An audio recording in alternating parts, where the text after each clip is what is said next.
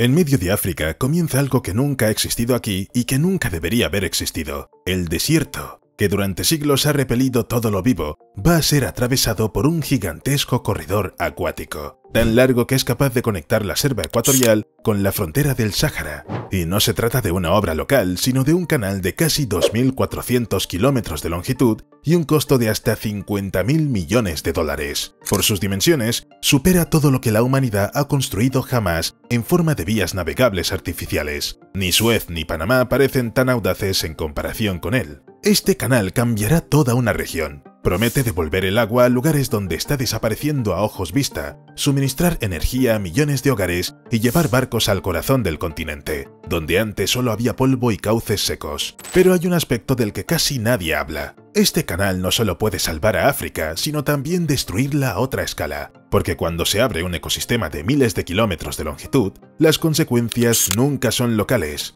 Ahora vamos a ver qué está pasando allí. Un lago de problemas.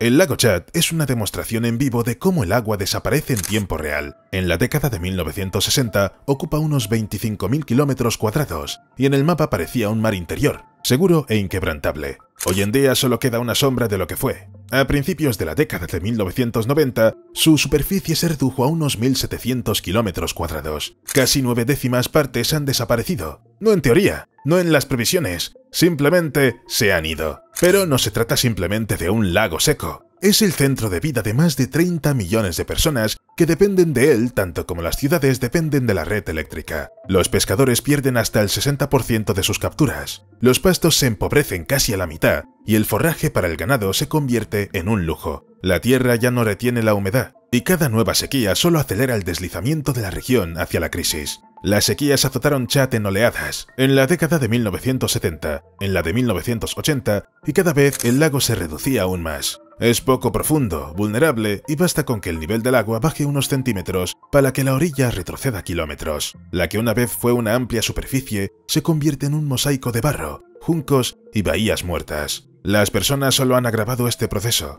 Las bombas, los canales, el riego y la extracción incontrolada de agua de los ríos Chari y Logone. Cada nueva hectárea de campo significa un golpe más para el lago. Añade a esto la deforestación, la erosión y las tormentas de polvo, y obtendréis la fórmula perfecta para una catástrofe lenta. Pero Chad no solo está muriendo ecológicamente. La lucha por los restos de agua convierte a las aldeas en competidoras, provoca conflictos, desplazamientos y tensiones entre regiones y países. La tierra se está volviendo demasiado pequeña para todos los que dependen del lago. ¿Qué hacer? Parece que hay una opción. Más al sur, a cientos de kilómetros, fluye el río Congo. No es solo un río, es un gigante acuático. Su caudal es de decenas de miles de metros cúbicos por segundo, estable y casi ininterrumpido. Incluso en los periodos de menor caudal, el río transporta más de 23.000 metros cúbicos por segundo. Cuando se desborda, el caudal alcanza los 75.000 metros cúbicos por segundo. No se trata de un sistema tropical caprichoso, sino de una máquina de agua que funciona según un horario. Su cuenca abarca unos 3,7 millones de kilómetros cuadrados. Bosques, lluvias, nieblas, todo se funde en una sola corriente que vierte cada año más de 1.200 kilómetros cúbicos de agua en el Atlántico, un volumen capaz de inundar todo un país. Y aquí surge una pregunta que, en un principio, parece demasiado simple para ser real. ¿Por qué no tomar el agua de donde hay en abundancia y llevarla donde ya casi no hay? Sí, el Congo y Chad están separados por desiertos, montañas y cientos de kilómetros de tierra de nadie. Pero para el ser humano eso hace tiempo que dejó de ser un argumento. Así nació la idea de dividir el continente. De ahí surge el proyecto que dibuja barcos en el centro del Sáhara y convierte un lago seco en un mar interior en potencia. La idea italiana.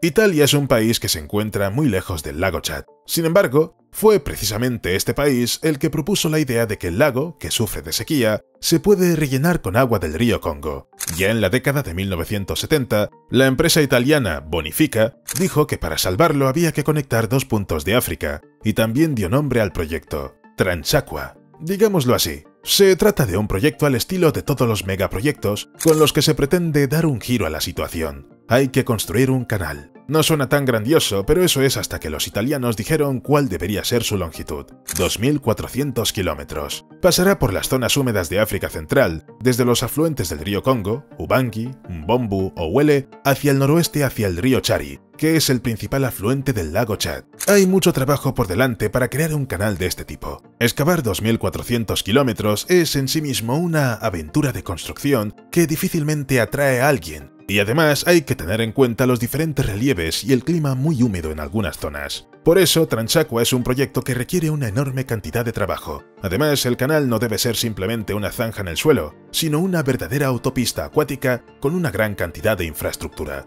Para empezar, el proyecto requeriría la construcción de potentes estaciones de bombeo en el punto de partida del río Ubangi para elevar el agua a la altura necesaria. Lamentablemente, el nuevo canal no podrá seguir dejando que el agua fluya por gravedad hasta llegar al lago Chad. Según el plan, la nueva vía fluvial atravesará la divisoria continental, por lo que no será posible dejar que el agua fluya solo por gravedad. En consecuencia, está previsto instalar varias estaciones de bombeo potentes más, con las que ya será posible llevar a cabo la tarea. La infraestructura del proyecto no termina ahí. Se construirán depósitos para almacenar agua, nudos hidráulicos de desagüe, presas y puntos de distribución del caudal. Los ingenieros también prevén que a lo largo del canal se construirán nuevas carreteras, áreas de servicio, líneas eléctricas y asentamientos de trabajadores. Es necesario crear absolutamente todo lo que se necesita para construir este grandioso canal. Y ahora una de las preguntas más importantes: ¿cuánta agua extraerá Transaqua del río Congo? La empresa italiana ha propuesto extraer alrededor de 30.000 millones de metros cúbicos al año, o incluso más. Esto supondrá entre el 5% y el 8% del caudal medio del Congo,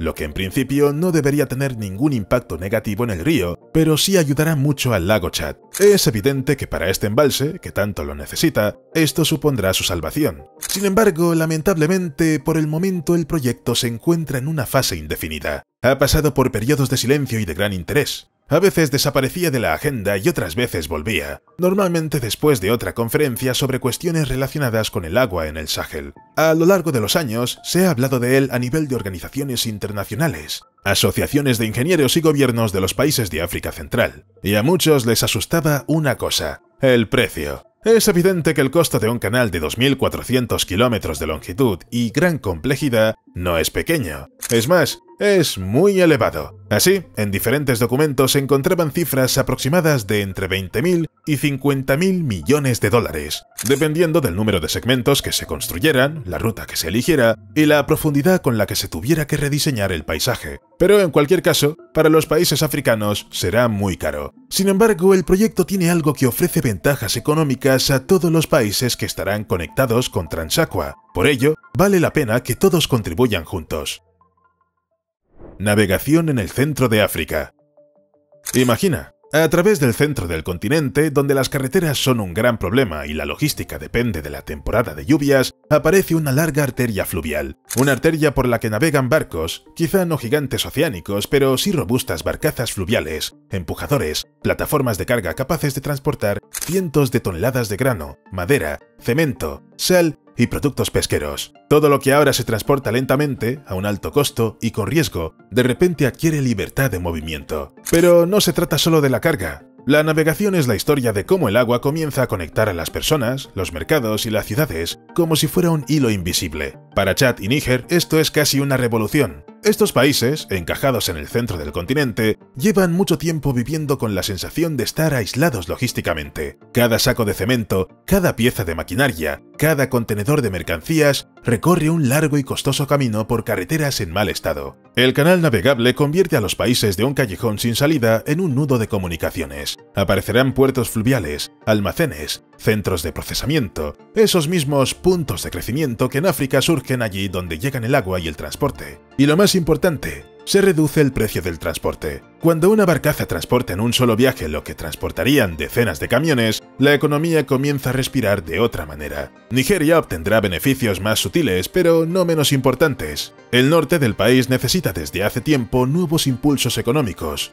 La navegabilidad del canal significa que el lago Chad deja de ser un agua sin salida y se convierte en una puerta de entrada al centro del continente. Las comunicaciones pesqueras, los mercados rurales, las ciudades fronterizas, todo ello puede incorporarse al movimiento de mercancías y por tanto al movimiento de dinero. Surgen nuevas rutas, nuevas oportunidades comerciales, nuevas profesiones. Donde aparece la logística acuática, aparece la vida. Camerún se encuentra en el papel de país encrucijada. Se beneficia del mero hecho de que los flujos de tránsito atraviesan su región. Esto significa más operaciones comerciales, más proyectos de infraestructura, más puestos de trabajo. Allí donde se construyen nodos logísticos, se desarrollan las carreteras, la energía, los negocios y poco a poco la periferia deja de ser periferia. Pero quizás quien más se beneficie sea la República Centroafricana. El país, a menudo descrito como uno de los más inaccesibles del mundo, tiene una oportunidad única de salir de la trampa logística.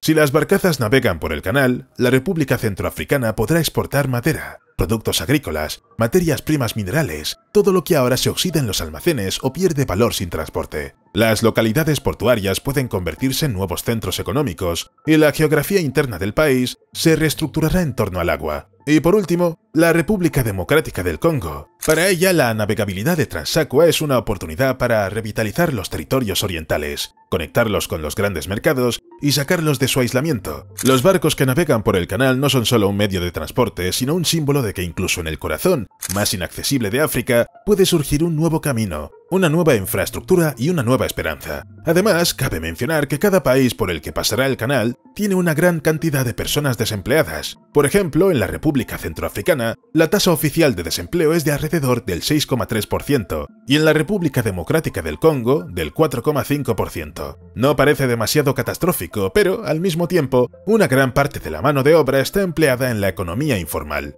Trabajos temporales, ingresos estacionales, oficios no oficiales. Estas cifras son solo la punta del iceberg. Detrás de ellas se esconde una inestabilidad crónica, especialmente entre los jóvenes, y un gran número de personas que no tienen acceso a un empleo estable. Y aquí es donde entra en juego Transaqua, un proyecto capaz de romper este círculo vicioso. El canal, por el que circularán barcazas fluviales y buques de carga, es una infraestructura y una economía que están vinculadas al agua. La construcción de puertos, terminales marítimas y centros logísticos a lo largo del canal creará decenas de miles de puestos de trabajo, desde obreros de la construcción y mecánicos hasta operadores de barcos fluviales y logísticos. Se puede decir que la economía de África Central es perfectamente capaz de revivir gracias al canal. Y si el desarrollo económico junto con la recarga del lago no es suficiente, hay otro hecho. Transaqua se convertirá en un generador de energía. Un canal que genera energía. El agua correrá por el canal, lo que significa que tendrá energía que se podrá aprovechar. Toda la línea del canal se concibe como un enorme embalse hidráulico, aún inexistente, pero potencialmente una de las mayores estructuras artificiales de agua del continente. Se prevé la construcción de unas 20 presas y centrales hidroeléctricas en el canal, y cada una de ellas debe convertir el movimiento del agua en corriente eléctrica. No se trata de proyectos puntuales, sino de una cascada que funciona como un todo. El agua sube, baja, vuelve a subir, y cada ciclo aporta energía, sin la cual no es posible ni el desarrollo ni el funcionamiento de la infraestructura. En resumen, el proyecto Bonifica establece un objetivo casi fantástico para los estándares africanos, hasta 35 teravatios hora de generación al año. Para que te hagas una idea de la magnitud, aquí tienes una comparación. Esto equivale aproximadamente a 4.000 megavatios de potencia instalada, y será increíblemente útil para los países de la zona. Por ejemplo, en Chad y la República Centroafricana, el nivel de electrificación es uno de los más bajos del mundo. Menos del 10% de la población tiene acceso a la electricidad. Al mismo tiempo, las centrales eléctricas existentes son un ejemplo de inestabilidad por una sencilla razón. Funcionan con diésel. Este combustible está disponible a veces y otras no. La logística en estos países es muy complicada, por lo que siempre existe un alto riesgo de que el diésel se pierda en algún punto del camino. Como resultado, los apagones rotativos son la norma en estos países. Por cierto, cuando no hay electricidad, no solo no hay luz en las casas, sino que tampoco es posible lavar la ropa y cocinar normalmente, lo que afecta negativamente a la salud de los habitantes locales. Y lo que afecta aún más a la salud es que, sin electricidad, los médicos de los hospitales no pueden salvar a los habitantes. Y sí, sin un suministro normal de energía, el sector de las telecomunicaciones, por ejemplo, se ve afectado. También depende de generadores diésel que son poco fiables, lo que significa que la comunicación para la población local es un lujo que no siempre se puede obtener. Sí, si se construye el canal y luego se crean turbinas que generan electricidad, será necesario construir una costosa infraestructura adicional para la transición de energía. Sin embargo, es poco probable que los países que sufren una crisis energética sistémica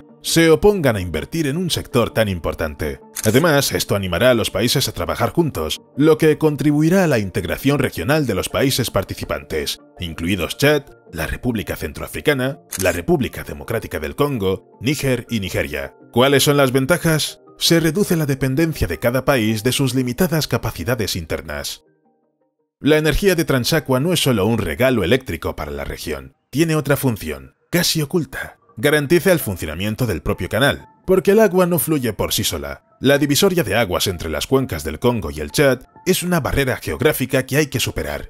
Por eso, parte de la energía eléctrica generada se destinará a potentes estaciones de bombeo que elevan el agua a la altura necesaria. Es como el corazón, que bombea sangre por todo el organismo. Sin energía, el agua simplemente no puede cruzar esta frontera. La energía también es necesaria para toda la infraestructura que rodea el canal: puertos, sistemas de navegación, zonas industriales y centros de distribución que surgirán a lo largo de esta vía fluvial. En esencia, Transaqua crea su propio suministro vital de energía, lo que permite no solo la existencia, sino también el crecimiento de todas las nuevas ciudades y pueblos que surgirán gracias al agua. En este momento, seguramente te viene a la mente la idea de que todo el mundo debería estar interesado en el proyecto, ya que, en teoría, permitirá amortizar el dinero, salvará el lago y mejorará la vida de la población local. Por desgracia, no todo es tan sencillo. ¿Acaso pensabas que se podía simplemente construir un canal de 2.400 kilómetros de longitud y desviar el agua de un lugar a otro sin consecuencias?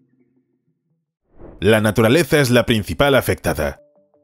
Los bosques de la cuenca del Congo son uno de los más grandes del planeta y en su sombra se esconden alrededor de 10.000 especies de plantas, de las cuales aproximadamente 3.000 son endémicas. Es un mundo en el que cada árbol puede ser el único representante de su especie y cada claro pantanoso un universo aparte. Las densas selvas tropicales, las tierras bajas pantanosas y los pantanos estacionales crean una compleja red de micromundos donde las plantas sobreviven, compiten y evolucionan, como si se llevaran su propia crónica infinita de la vida. Pero el bosque es solo la mitad de la historia. La otra mitad son los animales. En la cuenca del Congo viven alrededor de 400 especies de mamíferos, desde elefantes de bosque, gigantes silenciosos que están desapareciendo más rápido de lo que podemos protegerlos, hasta los bonobos, que solo existen aquí y llevan una vida social tan compleja que a menudo se les llama otros humanos. Aquí también se esconde el okapi, un animal parecido a un mito que parece salido de un cuento antiguo. Entre los anfibios y reptiles hay una gran variedad de especies, 216 especies de anfibios y unas 280 especies de reptiles, muchos de los cuales no se encuentran en ningún otro lugar del planeta.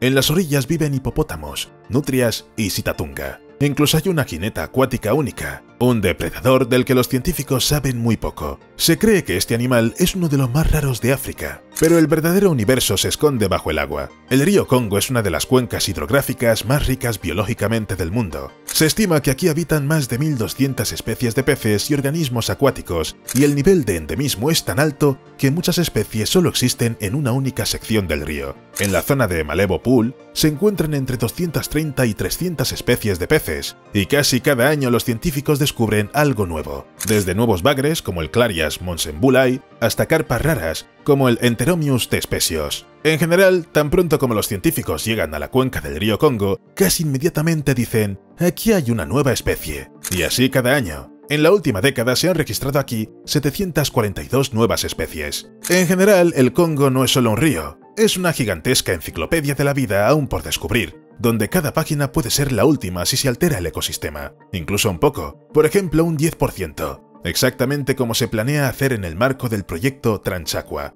Tomar agua significa que en algún lugar habrá menos, que cambiará el régimen hidrológico estacional y por lo tanto existe un alto riesgo de alterar el frágil equilibrio. A continuación, se producirá la pérdida lógica de varias especies, luego de otras especies que dependen de los seres perdidos. El efecto dominó, tal cual. Y tal que, al final, pueden destruirse nichos ecológicos enteros.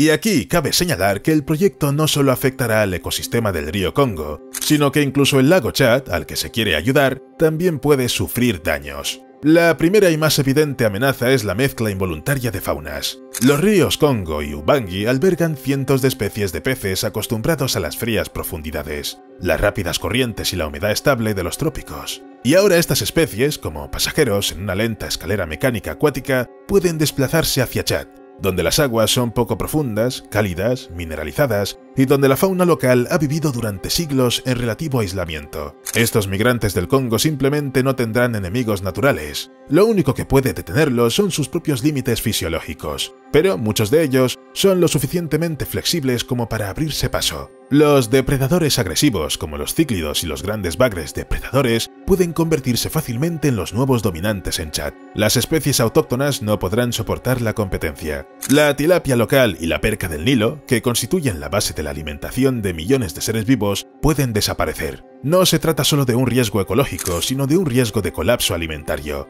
Y cuando especies que nunca deberían haber llegado a las aguas de Chad entran en ellas, no solo cambiará la ecología, sino toda la vida del Sahel. Las plantas acuáticas, como el jacinto de agua, también pueden penetrar por el canal, y si llegan al lago pueden cubrir su superficie con una densa capa, convirtiendo la superficie del agua en una masa viscosa y verde. Y junto con los peces y las plantas pueden llegar parásitos y patógenos. Una nueva cepa de esquistosomiasis pondría en peligro la salud pública de la región. Y aquí surge una paradoja de proporciones casi trágicas. Un proyecto concebido como un salvavidas para la región puede crear por sí mismo nuevas amenazas para la seguridad alimentaria. Si el lago Chad se ve contaminado por biota exótica, tras lo cual desaparecerán las especies locales de peces, también desaparecerá la principal fuente de proteínas para más de 30 millones de personas. Todas ellas se encontrarán en una situación en la que la pesca tradicional quedará prácticamente destruida y no habrá alternativas. La cuenca del Congo no se quedará al margen. Si se desvía parte del caudal y se alteran los ciclos de las inundaciones, también se verán afectados los que vivan a lo largo de los ríos que alimentan el Congo. Allí donde durante siglos la gente ha construido su vida en torno a las crecidas estacionales, sembrando los campos en las llanuras aluviales, pescando en las aguas crecidas, utilizando el fértil limo, todo esto puede desaparecer.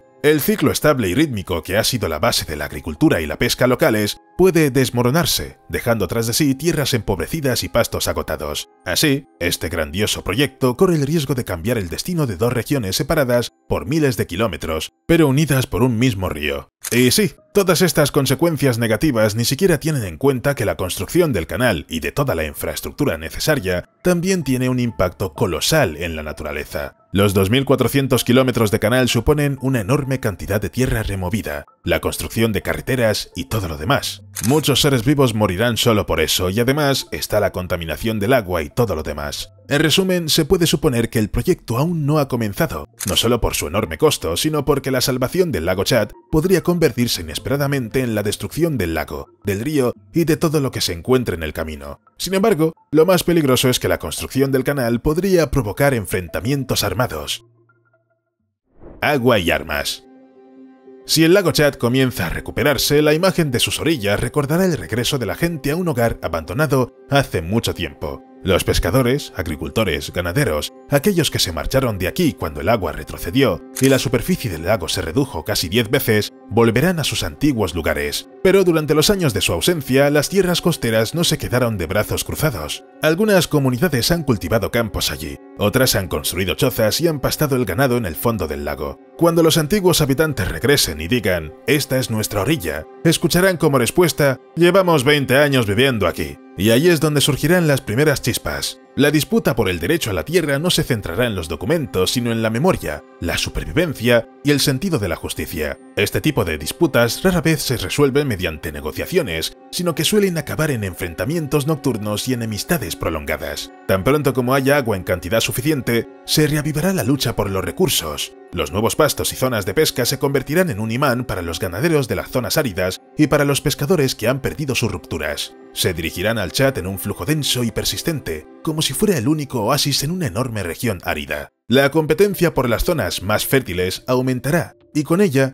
la tensión entre los que se consideran indígenas y los que llegan más tarde, pero que no por ello necesitan menos agua y comida. En una región en la que las armas se han convertido desde hace tiempo en un instrumento barato para resolver disputas, los enfrentamientos no parecen una hipótesis, sino un futuro muy probable. Si algún día se empieza a construir el canal Transaqua, este las estaciones de bombeo, las presas y los puertos se convertirán instantáneamente en objetivos estratégicos. Cualquier infraestructura de tal envergadura en una zona inestable se percibirá como una fuente de influencia, dinero y control. Los grupos armados pueden intentar establecer su patrocinio sobre ella, bloquear el acceso, exigir pagos, utilizar amenazas y ataques como medio de presión. Paralelamente, son posibles los conflictos entre países. El trasvase de agua de la cuenca del Congo a la cuenca del Chad afectará a los intereses de los países donantes. Si sienten que están perdiendo parte de sus recursos o que la distribución del agua es injusta, la tensión puede derivar rápidamente en disputas políticas e incluso armadas. Por último, en la propia cuenca del Congo, la construcción del canal y las presas requerirá reasentamientos. Si esto se hace de forma brusca, sin compensaciones ni explicaciones, la gente comenzará a resistirse. La alteración del modo de vida tradicional, la pesca, la pequeña agricultura, las migraciones estacionales, creará un caldo de cultivo para el descontento, en el que fácilmente surgirán protestas y grupos armados. En general, si alguna vez se lleva a cabo el proyecto Transaqua, habrá que hacer algo con las numerosas consecuencias negativas. De lo contrario, el proyecto que debía salvar la región, por el contrario, la destruirá.